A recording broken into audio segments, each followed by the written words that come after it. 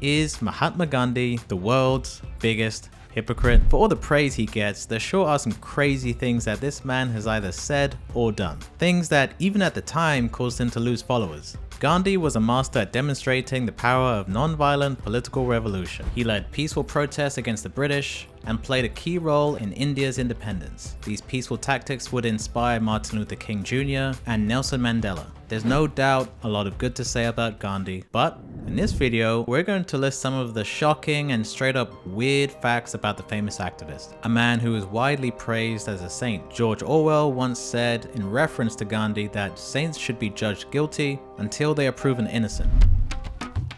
Let's start with the racism. While living in South Africa, he fought for years for the rights of Indians and black people. Wait, no, sorry, just Indians. Gandhi, at least while he was in South Africa, did not seem to care for the rights of black people. He believed that whites and Indians were superior, even going as far as saying that whites should be the predominant race in South Africa. During this time, it was common to have separate entrances for whites and blacks. With this, Indians would use the same entrance as black people. Well, Gandhi did not like that. He objected to the idea that Indians were put on the same level as the native black people, so he campaigned for a separate entrance for Indians. At a speech in Mumbai in 1896, he complained that the Europeans wished to degrade us to the level of black people. I had to paraphrase this because he actually used a racial slur to describe black people. He once said that the black population in South Africa were troublesome, very dirty, and that they lived like animals. It's said that in his later years he changed his views on black people as he would start to push for the end of discrimination of all kinds, so hopefully that included black people. Now let's look at Gandhi's relationship with women. One of Gandhi's many proud campaigns was his fight for the equal rights of women, but when it came to females, Gandhi didn't have the best track record. When one of Gandhi's female followers were being harassed, he personally cut the girl's hair to solve the problem. He argued that females should bear responsibility for being assaulted. He even once argued that fathers should be allowed to murder their daughters who had been the victims of assault in order to preserve their family honor. That doesn't sound very good for women or very peaceful. Gandhi in his later years would start to surround himself with young women who would give him a daily massage at his ashram and then assist him in taking a bath. But apparently this was okay because he said he purposely didn't look at his naked assistants. At the age of 38, Gandhi took a vow of celibacy and in his later years wanted to test his restraint. He thought, what better way to do this than to sleep with naked young women? One of these was his teenage grandniece. A few of his supporters were allegedly disgusted and tried to talk him out of it. Some even refused to follow him any further. Now let's talk about his hypocrisy. There's a few major examples that we've already talked about, like pushing for segregation from black people while fighting for equal rights. Turns out he would occasionally physically and mentally abuse his wife while at the same time calling for pacifism in public.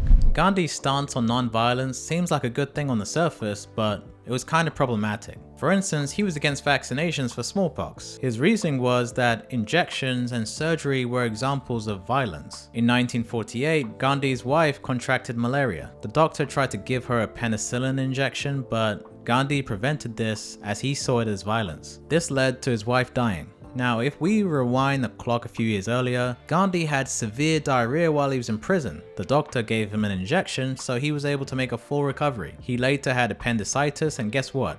He had surgery to remove his appendix. Gandhi was also a supporter of the caste system, which is a social hierarchy that's passed down through families. For example, if you were the son of a street sweeper, you had to be a street sweeper. Gandhi supported this, but at the same time pushed for the idea that everyone was equal. But how can everyone be equal in a caste system? It's literally a hierarchy. He even said that everyone should have the opportunity to learn different skills, but should still occupy the same job as their father. In other words, you're allowed to learn to become a doctor, you just can't earn money from it. Now back to Gandhi's sleeping habits. Even though Gandhi was sleeping naked with young women, he forbade husbands and wives to sleep together at his ashram. This was because Gandhi was against certain activities unless it was for procreation. Some of the young women that he slept with were married. So, as a husband staying at his ashram, you were not allowed to sleep with your wife. But Gandhi was.